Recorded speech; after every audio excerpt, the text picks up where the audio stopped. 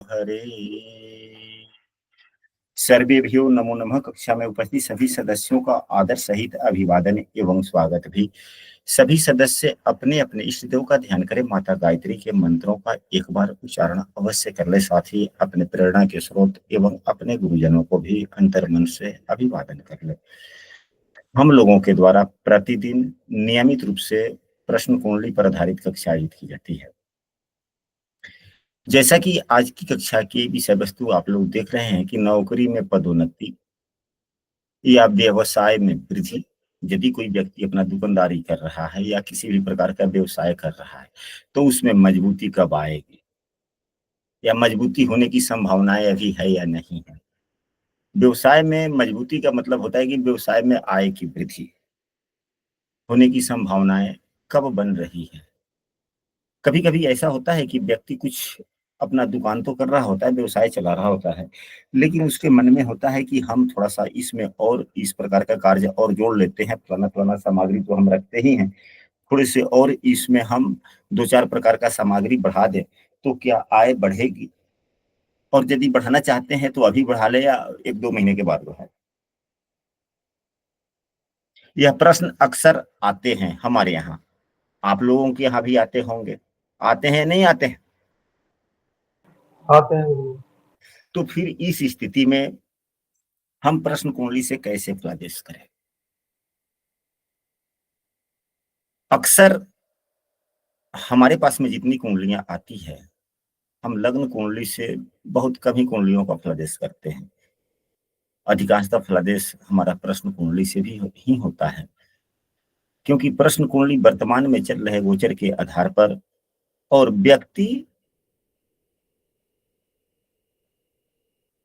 के लिए जो ईश्वर चाहते हैं उसी अनुरूप ईश्वर जिस प्रकार के उनके मन में प्रेरणा देते हैं, फिर वह व्यक्ति उसी प्रकार के शब्द या संख्या का उच्चारण करता है और उसके अनुरूप हम फलादेश करते हैं। लग्न कुंडली से भी फलादेश करना अच्छा ही है, अंतर नहीं है, उसके भी फलादेश बहुत अच्छे होते हैं। मैं शिकायत नहीं करना चाहता, दोनों में की शिकायत है, दोनों अपने अपने जगह पे सही है। लग्न कुंडली जो है वह हमारे पूर्व जन्म के कर्मों का प्रारूप है जो इस जन्म में हमें भोगना है। लग्न कुंडली हमारे पूर्व जन्मों का लेखा जोखा है जो हमें इस जन्म में भोगना है। इतना बात तो हम सभी जानते हैं। जी गुरुदेव, प्रारब्ध कर्म। प्रारब्ध कर्म। अगर मान लिया जाए सभी ग्रहों की दशाओं का योगफल विंशोत्तरी दशा के अनुसार 120 वर्ष पर, यदि यहीं शुक्रदेव या चंद्रदेव दशमेश की ही बात किया जाए, चंद्रमा दशमेश बने, दशमेश होकर अच्छी स्थिति में बैठ जाए, अपने मित्र की राशि में बैठ जाए। चंद्रमा सूर्य एवं बुध को अपना मित्र मानता है, सूर्य की ही राशि में चंद्रमा बैठ जाए तब तो अच्छा है, ठीक है। इनकी दशाएं चलेंगी लग्न कुंडली के अनुसार तो अच्छे फल मिलेंगे, क्योंकि दशमेश 11वें भाव में चला गया। अच्छे फल हो गए कि नहीं हो गए? जी गुरुदेव। परंतु चंद्रमा की दशा यदि इनके जीवन में 45 वर्ष के बाद आना हो और इन्होंने किसी ज्योतिषी से या गुरुजनों के आशीर्वाद के द्वारा इनका चंद्रमा अगर यहाँ बैठा हुआ है तो चंद्रमा नीच का हो गया, हुआ या नहीं हुआ? जी गुरुदेव। एक तो दसम भाव का स्वामी नीच का हो गया, दूसरे अपने भाव से छठे हो गया। फिर चंद्रमा की दशा में इस व्यक्ति के कार्य गड़बड़ होंगे कि नहीं गड़बड़ होंगे? जरूर से होंगे गुरुदेव।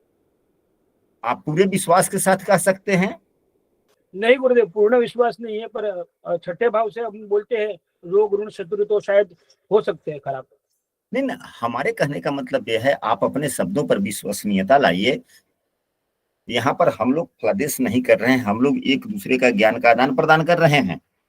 जी तो हम गुरुदेव। लोगों ने पूर्व की कक्षाओं में भी पढ़ा, ज्ञान का आदान प्रदान भी किया, एवं हम सभी पुस्तकों में भी पढ़ते हैं कि जिस भाव का स्वामी नीच का हो जाए, नीच की राशि में बैठ जाए, उस भाव के फलों को खराब करता है। और कब करेगा? जब उसकी दशाएं आएंगी। क्या यह बातें पुस्तकों में वर्णित है या नहीं है? हे गुरुदेव। और हाँ, और इसी के अनुरूप हम लोग फलादेश करते हैं, और फलादेश लगती भी है, सटीकता आता भी है। यही बात सत्य है। हम लोग थोड़े कह देंगे इस स्थिति में यदि चंद्रमा नीच का है, दसम भाव का स्वामी होकर नीच का है, तो चंद्रमा की दशा में कार्यों में संपन्नता होगी या कार्यों में विपन्नता आएगी? विपन्नता है। कार्यों में विपन्नता। विपन्नता आएगी। परंतु यह व्यक्ति यदि बचपन में ही इनके माँ बाप ने, या 10-12 वर्ष 15 वर्ष की उम्र में ही इनके माँ बाप ने कुंडली दिखलाया हो, या न भी कुंडली दिखलाया हो, इनके मन में ललक भावना जग गई हो कि दान दान भी करने से पुण्य मिलता हो, और आदत ही बन जाए चंद्रमा की वस्तुओं का दान करना, और लगातार लंबे दिनों तक करते रहे, फिर तो उन्होंने नीच चंद्रमा का उपाय कर लिया ना लंबे दिनों तक, जाने या अनजाने में। तो फिर जब चंद्रमा की दशाएं, जैसे कि 45 वर्ष के आसपास में चंद्रमा की दशाएं आनी है, उससे पहले लगातार 15-20 वर्षों तक इनका आदत ही रहा कि चंद्रमा स्त्री ग्रह है, ठीक है, मछलियों का चारा ओरा देना होना, जल तत्वों में चंद्रमा, आदत बन गया किसी भी कारण बस। तो चंद्रमा इनके ठीक हो गए या बुरे हो गए? ठीक हो गए गुरुदेव। तो क्या चंद्रमा की दशाएं आएंगी तो उनके कार्य खराब होंगे? नहीं होंगे। नहीं होंगे। तो लग्न कुंडली के फलादेश यदि हम करते हैं तो देशकाल परिस्थिति का भी विचार करना होता है कि उन्होंने प्रश्न क्या पूछ रहे हैं, उनका क्या आदत है, क्या कर्म है, क्या स्वभाव है, इन सबों का मिला जुला कर प्रश्न। लेकिन यदि हम वही प्रश्न कुंडली बनाते हैं तो ईश्वर उनके लिए वर्तमान एवं आने वाले समय में जो देना चाहते हैं, ठीक उसी लग्न के आधार पर वह शब्द बोल देते हैं या अंक बोलते हैं, और उसी शब्द को आधार मानकर हम लोग लग्न बनाते हैं। तो जो ईश्वर ने, अब बात समझ गए कि प्रश्न कुंडली एवं लग्न कुंडली के फलादेश में क्या अंतर है? जी गुरुदेव। तो अब यहाँ पर हम लोग पुनः प्रश्न पर आते हैं कि आज की कक्षा में नौकरी में पदोन्नति, व्यवसाय में वृद्धि कैसे होगी, हम लोग प्रश्न कुंडली से कैसे देखेंगे, या कब तक होने की संभावनाएं हैं। प्रश्न कुंडली भी अच्छी होती है, हम अधिकांशतः प्रदेश प्रश्न कुंडली से करते हैं। यदि कोई कक्षा में नया और हमारे प्रतिदिन की कक्षा में शामिल होना चाहते हैं तो स्क्रीन पर दिख रहे नंबर पर व्हाट्सएप पर कक्षा में कंटिन्यू हो सकते हैं। तो जहां पे पदोन्नति की बात आती है, तो पदोन्नति, पद का भाव कौन सा है, किस भाव से हमें पद मिलता है? तो दसम भाव से होता है। दसम भाव पदोन्नति का है, पद का है।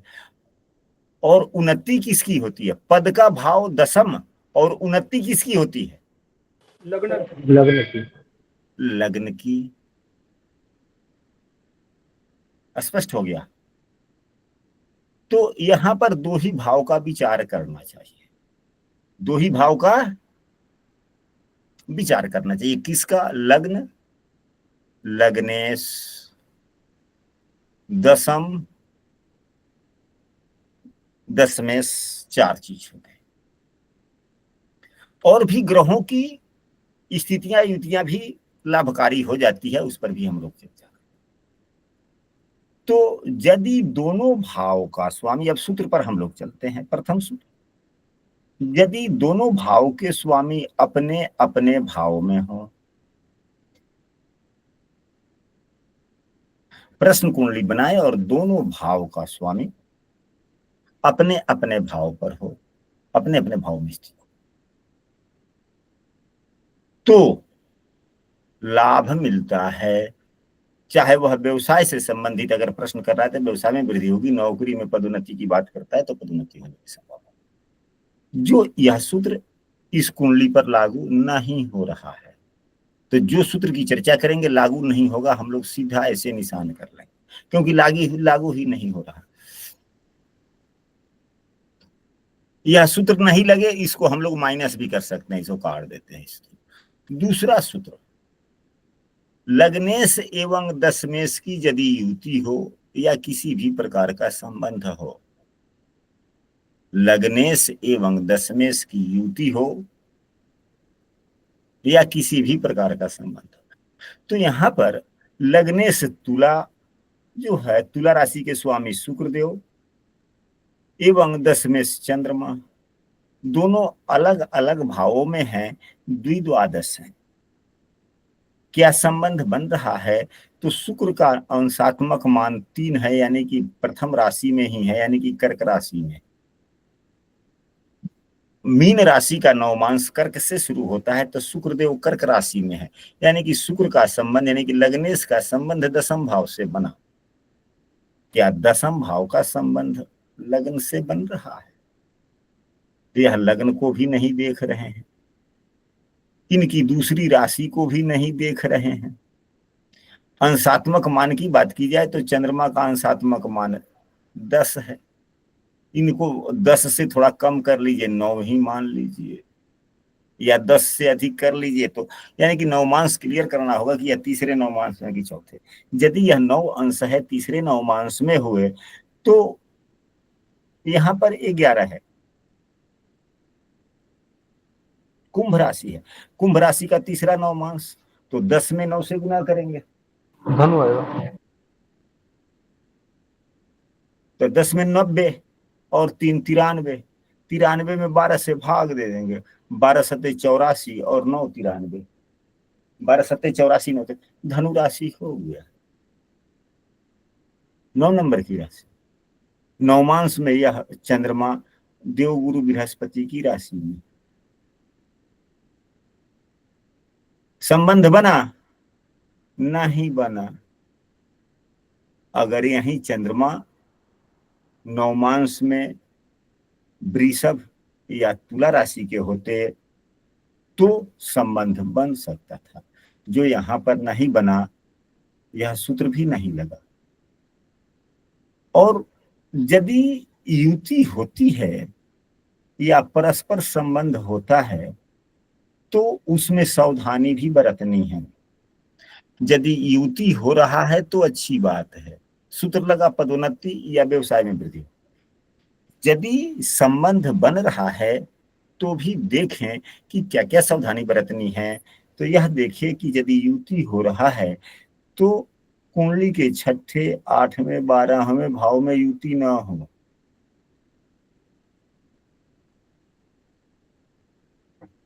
कुंडली के 6ठे, 8वें, 12वें भाव में यह युति ना हो। हालांकि दशमेश एवं लग्नेश की युति 12वें भाव में होती है तो यह ज्यादा नुकसानदायक हो जाता है। मोबाइल, यह ज्यादा नुकसानदायक हो जाता है। 6ठे, 8वें में थोड़ी कम। हेलो, 6ठे, 8वें में थोड़ा कम होता है, 12वें में ज्यादा। इसको भी समझना होगा, क्योंकि जहां पे समस्या आए तो समझना होगा कि आखिर समस्याएं क्यों आ रही है एवं उसका उपाय कैसे किए जा सकते। फलादेश केवल सीखना ही नहीं है, हम सबों को उनके सभी विधियों को अपने ज्ञान एवं अनुभव के आधार पर समझना। अब यदि 6ठे भाव में अगर युति है तो यह लाभकारी है, उतना नुकसानदायक नहीं है, क्योंकि यह दशम भाव से 9वां हो जाता है। क्या हो जाता है? दशम से नवम, दशम से नवम हो गया। यह भाग्य भाव भी है एवं उपचय भाव भी है। इसका उपचय भाव लग्न का है एवं भाग्य भाव दशम भाव का है। दोनों ही भाव अच्छे माने जाते हैं। उपचय भाव में बैठे हुए ग्रह हल वृद्धि करते हैं, यानी कि यदि बात प्रमोशन की हो तो अगर लग्नेश एवं दशमेश की युति छठे भाव में हो तो हम सबों को यह सुझाव देना चाहिए कि बैठे रहिएगा, प्रमोशन नहीं होना है, इसके लिए आपको प्रयास करने होंगे। क्या करना होगा? प्रमोशन के लिए प्रयास करना पड़ेगा। हाँ, बगैर प्रयास का आपका प्रमोशन नहीं होगा। यदि आप चाहते हैं कि हाँ 3 साल की मेरी नौकरी हो गई, 34 साल के बाद में प्रमोशन होता है, नहीं भी करेंगे तो हो जाएगा। लेकिन नहीं, आपकी कुंडली का प्रश्न कुंडली का यह योग मन रहा है कि प्रमोशन होने की संभावनाएं हैं, लेकिन बगैर प्रयास का नहीं होगा। इसमें थोड़ा अधिकारियों से मिलिए या जो इस प्रकार से होता है। अगर बात व्यवसाय का है तो होगा, एवं साथ ही छठे भाव के स्वामी की पूजा आराधना भी करने के लिए कुछ वो पूछते हैं कि पूजा वूजा भी करना पड़ेगा। तो फिर किसका? छठे भाव के स्वामी का। किसका करना पड़ेगा? छठे भाव के स्वामी, न कि लग्नेश या दशमेश का, क्योंकि लग्नेश एवं दशमेश छठे भाव में बैठे हैं, जो संघर्ष भाव है, जो मेहनत करवाता है, जो उपचय भाव है। तो मेहनत कम हो, इसके लिए मेहनत करते हैं तो फल मिले या कम मेहनत करना पड़े, तो उसके लिए अगर हम लोग दशमेश या लग्नेश का उपाय करेंगे तो क्या मेहनत कम हो जाएगा? नहीं बढ़ेगा। सुविधा मिलेगी। सुविधा तो देने वाला कौन है? सुविधा तो देगा ये खस्टेश। खस्टेश की पूजा रखनी। यदि प्रश्न दुकानदारी वृद्धि की है कि मेरा व्यवसाय कैसे बढ़े उस पर, तो या बढ़ने की संभावना, तो फिर यहाँ पर है। तो फिर क्या उपाय करेंगे हम लोग? क्या कहेंगे उस व्यक्ति को कि आप जो सोच रहे हैं वह होने वाला नहीं है। आप जो सोच रहे हैं वह होने वाला नहीं है। आपका सभी योग कंपटीशन में जा रहा है, इसलिए आप जो सोच रहे हैं कि मैं फलना व्यवसाय करता हूं, उसमें कॉपी कलम किताब को मैं भी ऐड कर लूं, तो नहीं, आपको कॉपी कलम किताब ऐड नहीं करने। आप अपने बाजार पर जाएं, आप अपने दुकान पर जाएं, पहले बाजार दुकान का अध्ययन करें कि कौन से विषय वस्तु आपसे मेल खाता है और कौन से विषय वस्तु आपके बाजार पर नहीं है, और लोग खोजता क्या है। यानी कि अपने आप को कंपटीशन डालें, दिमाग में कंपटीशन की भावना रखें और उन चीजों को आप दुकान में बढ़ाएं, फिर उससे लाभ होगी। क्योंकि कंपटीशन वाली बात आ गई, तो कंपटीशन करना है तो कुछ नया करे किया जाएगा, तभी तो कंपटीशन होगा ना जी। कि जब तक कुछ नया नहीं करेंगे तब तक कंपटीशन होगा। अब शायद नहीं समझ पा रहे हमारी बात। समझ मैं गए गुरुदेव, कुछ नया तो लाना नवाचार करना पड़ेगा पड़ेगा। जिसके हाँ मार्केट में डिमांड हो। हाँ जी, और मार्केट में भी डिमांड हो और वह ना हो वहां पर अगल बगल में, तभी तो कंपटीशन होगा ना। और हाँ, और थोड़ा पारदर्शी ढंग से थोड़ा मूल्य कम रखिए कि ताकि आपके पर कंपटीटर कोई ना हो या हो। अगर यही 8वें भाव में है, युति बन रहा है, तो भी लाभकारी हो जाता है, क्योंकि उतना लाभकारी तो नहीं हुआ। अष्टम भाव में होने का तो दोष लगा ही, लेकिन कब लगा? कम लगा क्योंकि यह दशम भाव का 11वां भी है। आप लोग कुंडली देखेंगे, बड़े बड़े सफल व्यक्तियों के तो उनके 8वें भाव में काफी ग्रह होते हैं। जितने अधिक ग्रह 8वें भाव में होते हैं, वह व्यक्ति उतना ही अधिक क्षेत्रों में उसका दिमाग बहुत अच्छा से चलता है। यानी कि सोचने समझने की क्षमता काफी होती है। क्योंकि यह हो गया तो सोचने समझने की क्षमता भी काफी हो गया। लग्न को भी एवं दशम भाव के स्वामी भी यहीं पे हैं, तो कार्य क्षेत्रों के बारे में भी सोचने समझने की क्षमता काफी हो गई। एवं यह दशम भाव से 11वां भी है तो 11वें भाव में बैठने का लाभ भी मिलेगा निश्चित। लेकिन यह भाव जो कहता है, 8वां भाव क्या कहता है? 8वें भाव में बैठे हुए ग्रहों का उपाय किस प्रकार करने चाहिए, हम सबों को यह भी समझना होगा। तो 8वें भाव में जो ग्रह बैठे हों, आप लोगों के लग्न कुंडली में यदि कोई ग्रह 8वें भाव में बैठा हुआ हो, कोई सदस्य शुक्र, किसी भी शुक्रदेव बैठे हुए, ठीक ठाक, किस स्थिति में है मैं नहीं यह पूछना चाहता हूँ कि शुभ स्थिति में है, अशुभ स्थिति में, शुभग्रह से दृष्ट है, शुभग्रह से दृष्ट नहीं है, मैं ये नहीं पूछना चाहता। मैं अब यह कहना चाहूंगा कि शुक्रदेव जितने विषय वस्तुओं का कारकत्व निभाते हैं, जैसे धन संचय का हुआ या सुख सुविधाओं का हुआ, इन सभी चीजों के बारे में जिनके कुंडली में शुक्रदेव अष्टम भाव में हैं, अभी आपने बोला ठीक है, तो उसके बारे में स्वयं आप अपने से स्वयं के मनन चिंतन करके अगर उस पर आप अमल करते हैं तो उसकी पूर्ति या उसकी फल प्राप्ति में बाधाएं न के बराबर आती है। और यदि इन चीजों के पूर्ति हेतु यदि किसी से सुझाव लेकर आप उस पर अमल करते हैं तो थोड़ा कम होता है। 100%। उपाय हो गया। गुरुजी जो अभी आपने बोला ना, किसी का हाँ सलाह जी। लेके करते हैं तो गड़बड़ हो जाता है, खुद की समझ से करते हैं तो बहुत लाभ होता है। अब देख, उपाय मिल गया कि नहीं मिल गया? 100% गुरुदेव, 100%।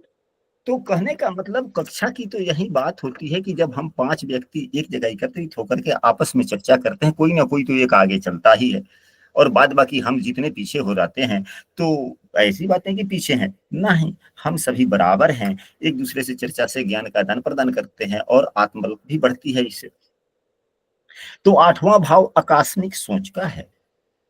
जो ग्रह बैठे हुए हो आपके 8वें भाव में बैठ जाएं, उन ग्रहों के कारकत्वों से संबंधित किसी भी प्रकार की हानि हो रही हो तो किसी का सुझाव सलाह उनसे संबंधित, उन ग्रहों से संबंधित सुझाव सलाह ले ही नहीं। अगर लेंगे तो और वह ग्रह खराब हो जाएगा और वह ग्रह खराब हो जाएगा और फल प्राप्ति में बाधा आ जाएगी, क्योंकि आपने ग्रह को नाराज कर दिया। क्या कर दिया? नाराज कर दिया। क्यों नाराज किया, इसको भी सुन ले, समझ ले। 8वां भाव पढ़ाई के लिए लोग कहता है कि पीएचडी का भाव है, ये अनुसंधान का भाव है, खोज का भाव है। तो खोज करने के लिए कोई कहता नहीं है पीएचडी में जब पढ़ने जाएंगे तो पीएचडी का क्लास कोई इस नहीं होता। उसके लिए आपको पढ़े हुए विषय वस्तुओं को आकलन करते हुए स्वयं के विचार, स्वयं के थीसिस संजोने होते हैं ना। जी गुरु जी, मैं पीएचडी कर रहा हूँ, सत्य बात है। तो क्या आप पीएचडी कर रहे हैं, ईश्वर आपकी पीएचडी जल्दी पूरी करे और अच्छे नंबरों से आपकी उत्तीर्णता आए।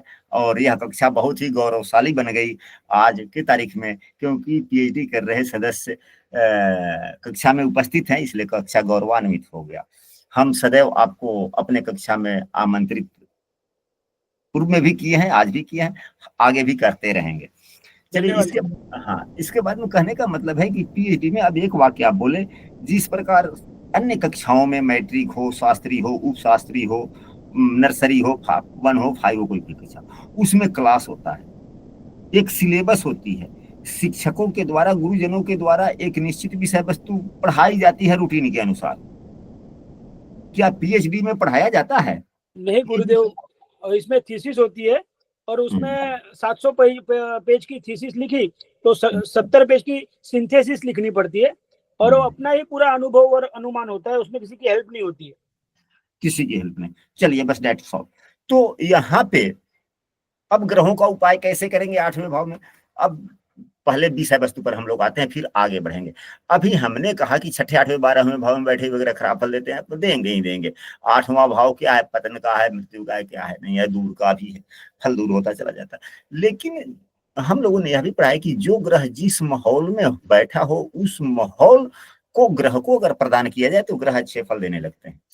तो फिर अगर लग्नेश एवं दशमेश की युति 8वें भाव में बनती है तो फायदा तो देते हैं, लेकिन हानि देते हैं। सबसे पहले तो कहेंगे कि हानि हो गया, लेकिन फायदा की चांस इसलिए बन जाता है कि 10वें भाव से यह 11वां है और यह आकस्मिक सोच का भाव है।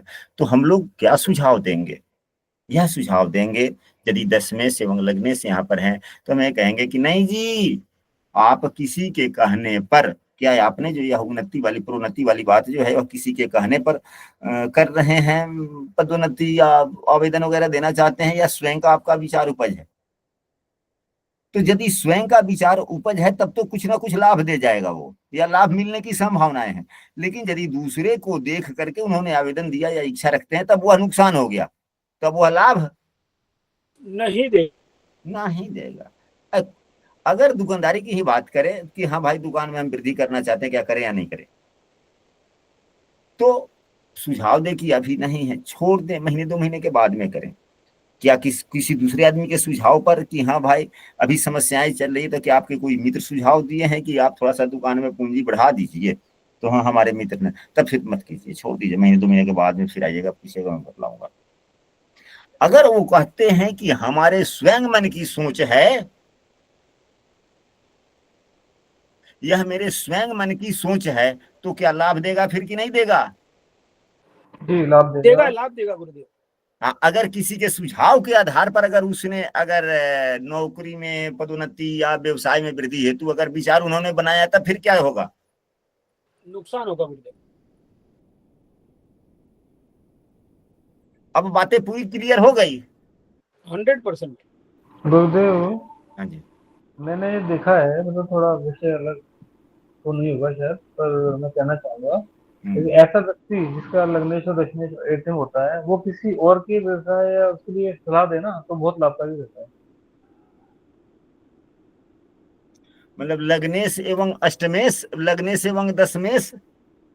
जी सर, अगर 8th हाउस में हो और ऐसा व्यक्ति किसी को सलाह दे कि ऐसा कर लो या कोई आइडिया दे, तो बहुत वो दूसरे के लिए लाभकारी होता है। हाँ, दूसरे के लिए लाभकारी होगा। लेकिन वह दूसरे का यदि अगर आइडियाज लेता है तो फिर तो वह उल्टा नहीं।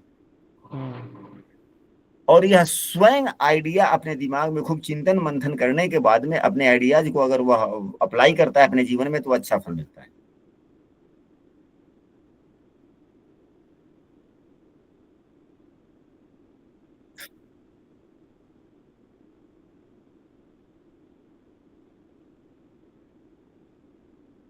एक मिनट, हम आप लोगों से पुनः बात करते हैं।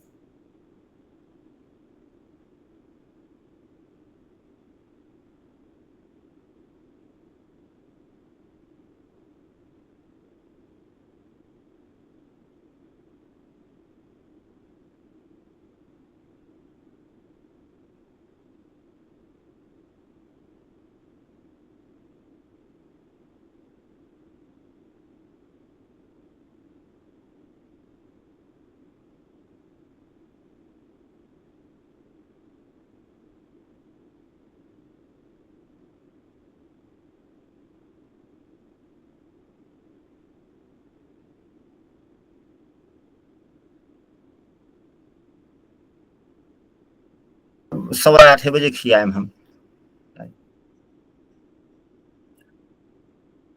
मतलब हमारे पिताजी थे खाना, तो पिताजी का खाना हमारे ही घर पे होता है, और पत्नी हमारे घर पे नहीं है, वो गई हुई है मित्र के पास में मिलने के लिए। वो आएंगी 9-10 बजे रात्रि में, तो पिताजी को तो खाना खिलाना होगा ना, खिलाना होगा या नहीं खिलाना होगा समय से? खिलाना ही पड़ेगा गुरुदेव। हाँ, तो वही बोले हैं कि आ जाइएगा समय से। सारे काम छोड़ के ये करना चाहिए गुरुदेव। हाँ जी, हाँ जी, चलिए ठीक है। अब इसके बाद में यदि यही लग्नेश एवं दशमेश की युति 12वें भाव में हो तो हानिकारक हो जाता है। क्या हो जाता है? हानिकारक हो जाता क्योंकि जो 10म भाव से यह 9म भाव बना, या 10म भाव से जो 11वां भाव बना, 8वां भाव, यह कुछ लाभकारी हो गया, परंतु 12वां भाव तो लाभ का है ही नहीं, यह तो खर्चे का हो गया। अगर इसमें है तो हम कहेंगे कि यह नुकसान वाला स्थिति हो गया। क्या हो गया? नुकसान होगा। अभी पदोन्नति की बात ही छोड़ दें या दुकान वृद्धि की बात ही छोड़ दें, यदि आप करते हैं तो काफी नुकसान ही नुकसान। होगा। या अगर प्रमोशन की भी बात करते हैं, अगर आप प्रमोशन ले भी लेते हैं तो प्रमोशन होने के बाद में समस्याएं आने की संभावनाएं बनती है। ना लें। अगर लगने से एवं दशमेश का संबंध बन भी रहा हो, अगर परस्पर दृष्टि संबंध बन रहा हो और उन दोनों में से कोई एक ग्रह 12वें भाव में हो तो स्थिति अच्छी नहीं होती, या छठे 8वें 12वें में से किसी भी एक भाव में हो, दोनों में से कोई एक, तो स्थितियां नुकसानदायक होती है। बातें स्पष्ट हो गई? जी जी गुरुदेव। गुरुदेव अगर ये योग कहीं भी बने लेकिन उसमें 12वें भाव के सोने की दृष्टि पड़ जाए, ये युति तो हो भी जाए, तब नुकसानदायक हो गया, तो भी और नुकसान। गुरुजी और सारे भाव में यदि ये युति बने तो अच्छी है। हाँ, और अन्य किसी भी भाव में युति बने तो अच्छी है। अब इसके बाद में चलते हैं। बहुत सी ऐसी बातें होती है कि पुस्तक में है कि नहीं है मैं नहीं जानता, होगा अवश्य कहीं न कहीं। जिस विषय वस्तु से संबंधित प्रश्न हो, यहाँ पे बस योग यही है कि लग्नेश दशमेश का संबंध, एक ही प्रमुख सूत्र है। अब लग्नेश और दशमेश का संबंध बन रहा हो और बातें नौकरी में उन्नति की हो, प्रमोशन की हो, और लग्नेश एवं दशमेश का किसी भी प्रकार का संबंध बन रहा है, उस संबंध में अगर यही शुक्र एवं चंद्रमा है, शुक्रदेव यहां हो जाए, चंद्रमा यहां हो जाए, संबंध बना कि नहीं बना लग्नेश दशमेश का? जी गुरुदेव। और इस संबंध में प्रश्न पदोन्नति का हो, सूर्य की राशि या सूर्य का संबंध हो जाए, तो पदोन्नति होने की संभावनाओं में बल मिल जाता है, क्योंकि सूर्य देव पद एवं अधिकार के कारक हैं।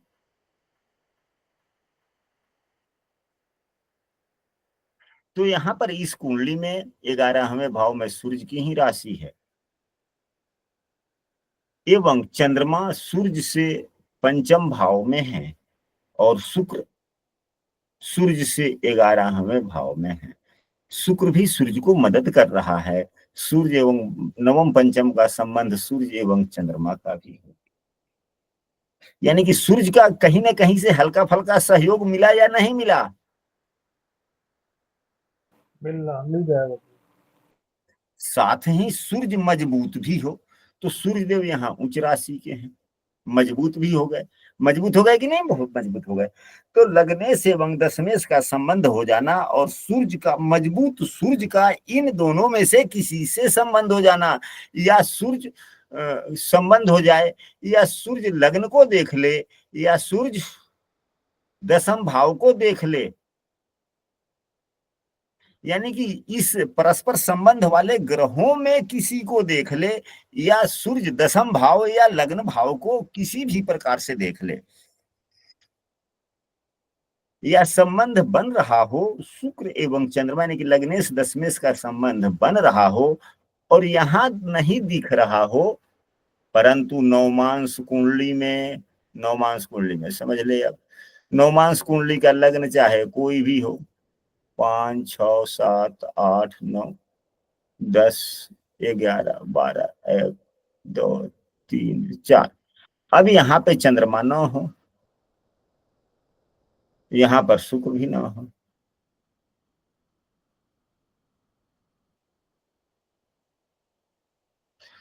केवल अब यहाँ पर शुक्र बैठ जाए, यहाँ पर भी न बैठे, कहीं भी कुंडली में बैठ जाए, शुक्रदेव का राशि परिवर्तन हो जाए, शुक्रदेव यहाँ पर हो जाए, चंद्रमा यहाँ हो जाए, तो शुक्र एवं चंद्रमा का राशि परिवर्तन भी हो गया, एवं सूर्य का लग्न पर दृष्टि भी हो गया, पदोन्नति होने की संभावनाएं बढ़ गई। पदोन्नति होने की संभावनाएं बढ़ गई शुक्र के संबंध होने से। यदि लग्नेश एवं दशमेश का संबंध बन रहा हो, यदि प्रश्न नौकरी में पदोन्नति का नहीं हो, व्यवसाय में वृद्धि का हो, तो किस ग्रह को देखेंगे?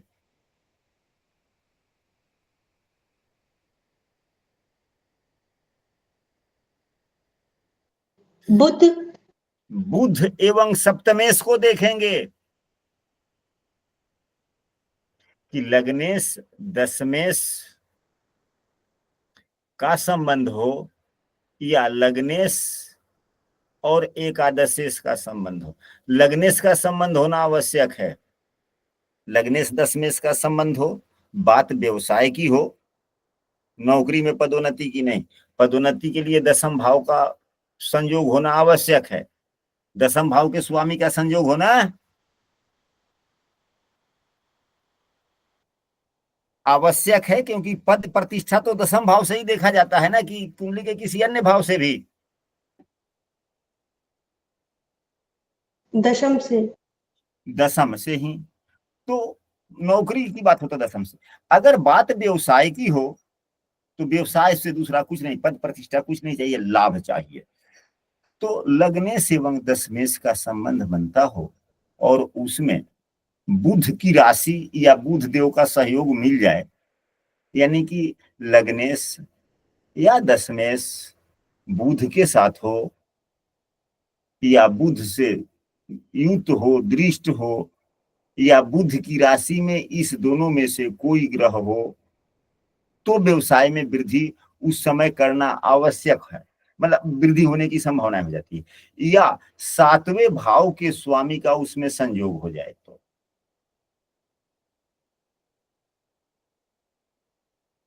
अब यहां पर सातवें भाव के स्वामी जो स्वयं मंगल हैं,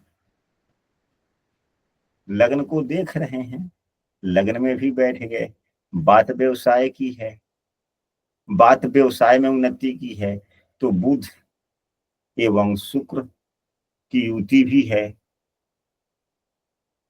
राहु छठे भाव में योग कारक हैं। इच्छा भाव के स्वामी सूर्य देव यानी लाभ भाव के स्वामी, यानी कि एकादशेश का संबंध बना। एकादशेश भी यानी कि लाभ भाव का स्वामी भी लग्न को देख रहा है। व्यवसाय एवं साझेदार भाव का भी स्वामी लग्न को देख रहा है। बुध भी लग्नेश से युक्त है एवं राहु के साथ में है। बुध एवं लग्नेश और राहु आपस में मित्र हैं। राहु देवराज योग कारक हो जाते हैं छठे भाव में। तो व्यवसाय के लिए अच्छी बात हो गई कि नहीं हो गई। दशम भाव का स्वामी दशमेश लाभ भाव को देख रहा है। उन्नति हुए या नहीं हुए, व्यवसाय में वृद्धि के योग बनेंगे कि नहीं बनेंगे। बनेंगे गुरुदेव। लेकिन समस्याओं के साथ मंगल नीच का है। मंगल नीच का है। मंगल नीच का है। तो हम कह सकते हैं कि व्यवसाय में वृद्धि नहीं होगी, आप नुकसान का सामना करना पड़ेगा। अभी यह न करें तो फिर कहेगा कब करें। तो मंगल का राशि परिवर्तन या अंशात्मक मान से देख लें कि मंगल कम से कम नवमांश में कहाँ है। मंगल नवमांश में तो नीचाभिलाषी नहीं। ऐसे सूत्र पर अब चर्चा होने जा रहा है जो आज तक की कक्षा में कभी नहीं हुआ। मंगल के अंशात्मक मान को देखा जाए, मंगल देव का अंशात्मक मान कितना है। यहां पर हमने 8 लिखा है, 8 है। कर्क राशि में 8वां यानी कि तीसरा नवमांश किस राशि से शुरू हो जाएगा, नहीं समझ में आता है तो उससे पिछली एक राशि में 9 से गुना करें। 9 3 27 3 30। कहाँ चले गए, कन्या में। कन्या राशि में। कम से कम 4 से नीचे पीछे तो नहीं है ना। नवमांश में 1 2 3 या 2 3 राशि जो होती है नवमांश का, बड़ा खराब राशि होता है मंगल के लिए।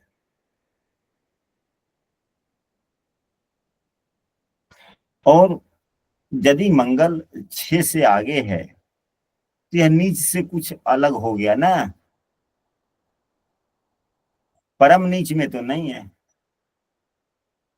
नीच राशि का है, दिख रहा है परंतु नहीं। तो हम सुझाव कब देंगे इसको, फिर देखेंगे अंशात्मक मान से कि यह थोड़ा अच्छी स्थिति में कब जा रहे हैं अंशात्मक मान से। यदि लग्न की राशि में जा रहे हैं, लग्न की राशि 7 है यहाँ पर, तो अगर यही अंशात्मक मान जब मंगल का 10 डिग्री से ज्यादा हो जाएगा तो फिर मंगल तो देखने में यहाँ नीच के ही होंगे, परंतु कहाँ चले जाएंगे? तुला राशि में। तुला से नमन। तुला राशि में चले जाएंगे जो लग्नेश का राशि है। थोड़ी अच्छी स्थिति हो जाएगी, हम कहेंगे फिर पंचांग देखेंगे कि मंगल देव का 10 से अंश की कब अधिक हो रहा है, तो यह थोड़ा लाभकारी हो जाएगा। और उससे भी लाभकारी अधिक तब हो जाएगा जब यह 10 अंशों से 13-20 अंशों से अधिक हो जाएंगे, तो यह अपने स्वराशि के नवमांश में चले जाएंगे एवं अपने नीच राशि से 5वीं राशि में हो जाएंगे, तो नीच के फल नहीं देंगे। तो वर्तमान की स्थितियों के अनुसार अभी 8 अंश है, 13-20 अंश यानी कि 5-7 डिग्री 5-6 डिग्री बढ़ने के बाद में, तो 6 डिग्री बढ़ने में कितने दिन समय लगते हैं? तो मंगल देव 1.5 दिन में 1 अंश चलते हैं अनुमानतः, यानी कि 45 दिन में 30 अंश, तो 1.5 दिन में 1 अंश। यहाँ पर 6 अंश को बढ़ाना है तो 6-9, यानी कि कहेंगे कि 1 सप्ताह बाद में काम शुरू वृद्धि करने की बात सोचिएगा, कीजिएगा। अभी कम से कम 8-7-8 दिन रुक जाइए। ऐसे सुझाव दे सकते हैं कि नहीं? दुष्सुझाव दे सकते हैं। जी बोलो। या यह भी कह सकते हैं कि अगर यह आपके योग कुंडली में तो बन रही, ईश्वर ने आपके लिए बहुत अच्छा सोच रखा है, लेकिन अभी नहीं, महीने 2 महीने के बाद में। कब? जब मंगल का राशि परिवर्तन हो जाए,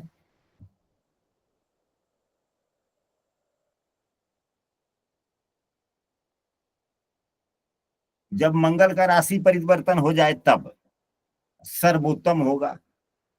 बातें स्पष्ट हुई? जी जी गुरुदेव हो गुरु गए। जी। यह भी सूत्र है, जैसे संबंध की बात हमने की थी, वह छोटी मोटी साधारण बेसिक का नियम है। हम लोग तो डीप में बहुत चले गए हैं। बेसिक का नियम यह भी है कि यदि 10वें भाव का स्वामी लग्न को देखे, यानी कि 10वें से लग्न में हो जाए, या और लग्ने से 10वें भाव में हो जाए, या यहीं पे 10वें भाव के स्वामी चंद्रमा यहाँ हो जाए, या चंद्रमा लग्न को देखे या लग्न में बैठ जाए, और लग्न भाव का स्वामी 10वें भाव में बैठ जाए या 10वें भाव को देख ले। बात एक ही, यह भी तो संबंध ही हुआ ना।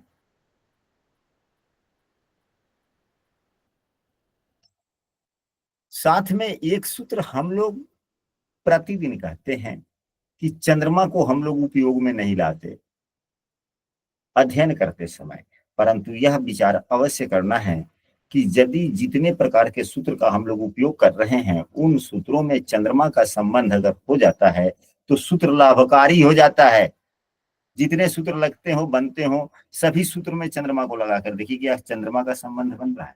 यदि चंद्रमा का संबंध बन जाए तो प्रश्न फल में शुभता आती है।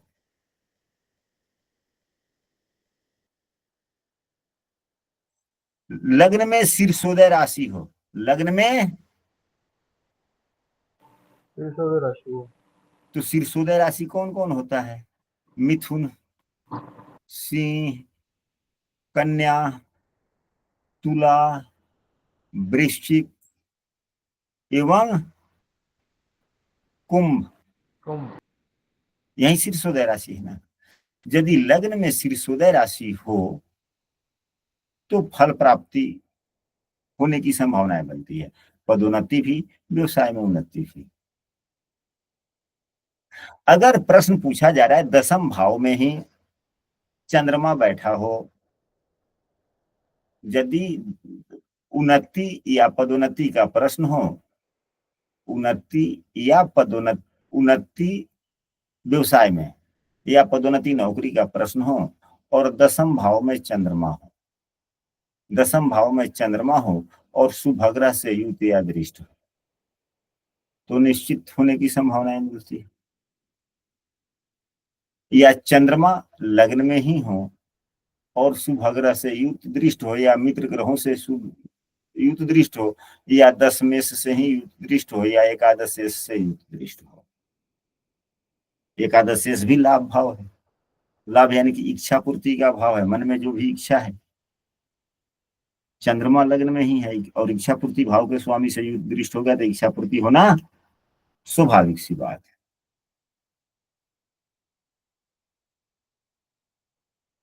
और भी ढेर सारे सूत्र हो सकते हैं, हम सबों को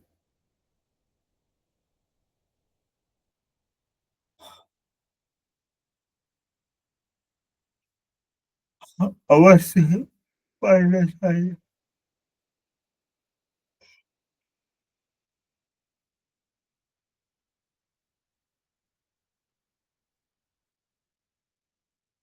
तो आशा करते हैं कि आज की सभी विषय वस्तु आप लोगों को पूर्ण रूप से समझ में आया होगा एवं अच्छा भी लगा होगा। यदि किसी सदस्य को या आप सभी अपने अपने मित्रों को इस कक्षा के बारे में बोले, बतलाएं, किस प्रकार की कक्षा होती है, वीडियो भी शेयर कर सकते हैं।